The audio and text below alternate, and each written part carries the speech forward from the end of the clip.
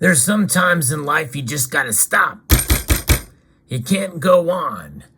But then there are times when you can just reconvene, such as the case with this tubular journey on these Franklin halves. Now the time has begun where I can get a little bit more. And I've been doing that. Once we started seeing some of the premiums come down on silver. Let's explore.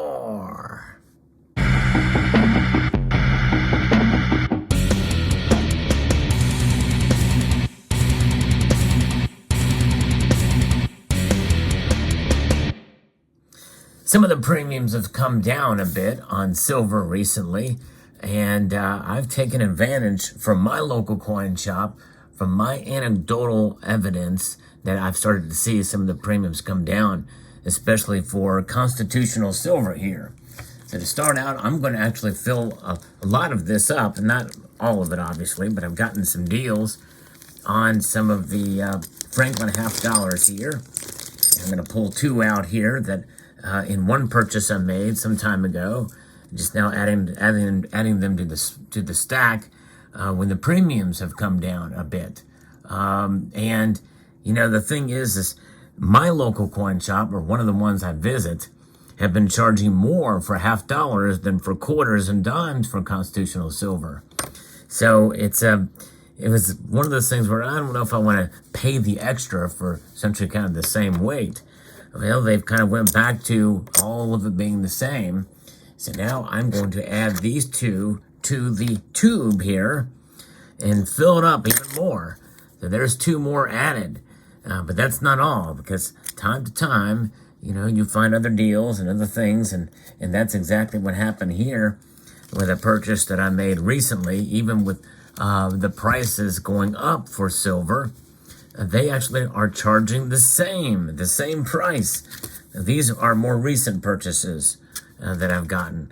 And sometimes that does occur at your local coin shop. Always be wary and know your local coin shop to see what they are doing and what they are charging, for, especially for stuff like this that can come in that they may have had a while, because maybe some people aren't buying it and they want to get rid of it.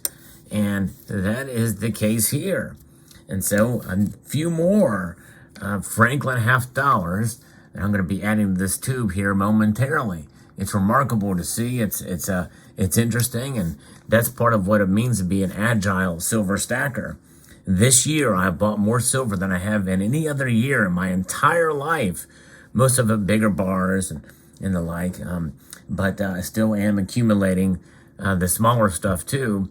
And I think it's good to see how you can budget for silver and to find the best deals, the most recognizable silver at the best price. And there's something about these Franklin half dollars.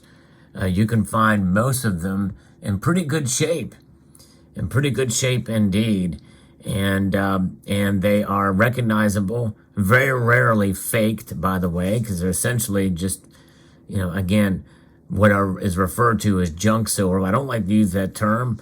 I like to use 90% or constitutional silver, although if it's worldwide silver that's utilized in your nation, you can call it spending silver. This was actually used as money. And really, in recent history, it was. For most of human history, most of civilized human history, silver was money, spent as a currency. And so it's remarkable to have a piece like this that barely circulated, so has most of its silver weight. Like this one here is pretty much uncirculated. And to be able to add it to a tube and to stack it up, literally stack up your silver. And that's what I'm going to be doing right now. I'm going to put another one in the tube right there for you. We're going to admire this one here for a little bit longer. And, you know, if you're on a budget, this is a great way to buy silver. A great way to be able to buy silver at not a whole lot above spot. You get a little bit of history, and you get to appreciate what has happened in this country just a few short years ago in the grand scheme of the history of the civilization. Silver was utilized as money in transactions. Well, we could go back to those days, or we could have a silver coin in circulation now. And maybe it would be a $20 silver coin about this size.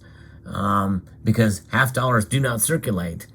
But if you had a $20 silver coin about this size that is actually backed by the metal therein, that would be something else. That would be quite, even if the face value is well above the melt value. You know, other nations have done it recently, not for circulation generally, but they were used in as circulation, and in Canada, and especially in the United Kingdom. There's a channel that actually utilized silver coins, the 20 for 20, 50 for 50, that type of thing, pound for pound, in transactions, and it's caused quite a controversy. But it was legal tender, it was the Queen's money, and this is something that, in theory, technically, we could take this coin and spend it, and they would have to accept it as legal tender, or they should accept it as legal tender. But obviously, there's a lot more silver in this than 50 cents worth. But regardless, there's something about holding on to constitutional silver or spending silver in your country that gives you a little bit of a connection to a time gone past when you could actually utilize this as money, as currency. And so that's why I think it's good to stack it. And right now, at least in my area, you can get half dollars for the same premium above spot as you can quarters and dimes, which is remarkable. And so it's a great way to get the largest of the fractional size coins in your collection to add to a tube. And what a good way to stack these things up. I have a few, not a whole lot, of half-dollar tubes. In the playlist of this, you'll see where I've added a Kennedy one. But now I'm doing a Franklin half-dollar one, and who knows? Maybe I'll do a Walking Liberty half-dollar one too. That's going to be a little different lesson for that tubular journey. But I'm about halfway done here, I guess. I'm too lazy to count those. You count them and put it in there. I don't want to count. I don't want to do it. I'm too lazy to do it.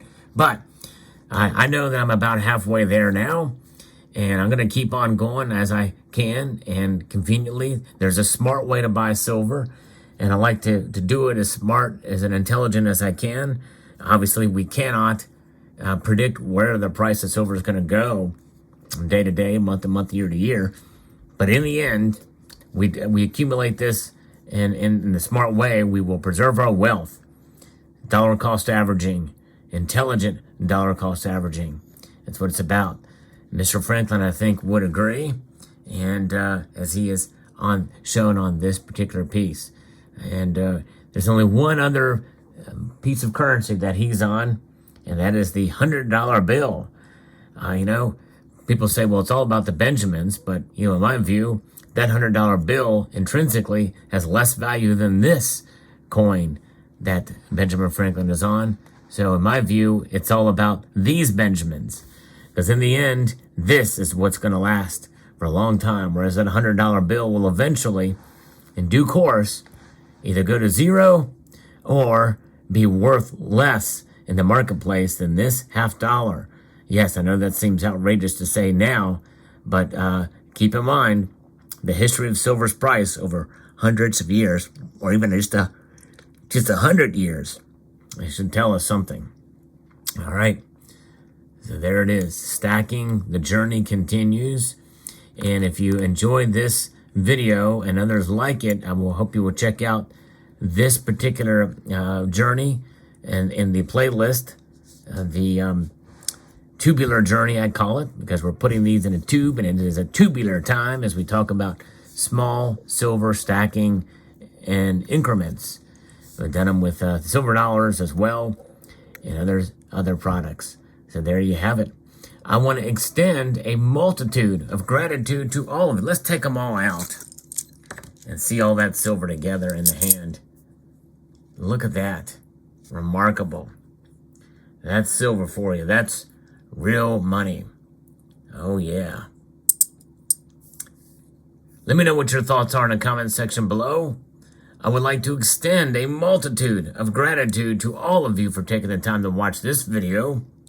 And I want to encourage you, strongly encourage you, to please rate this video, share it, comment, and subscribe.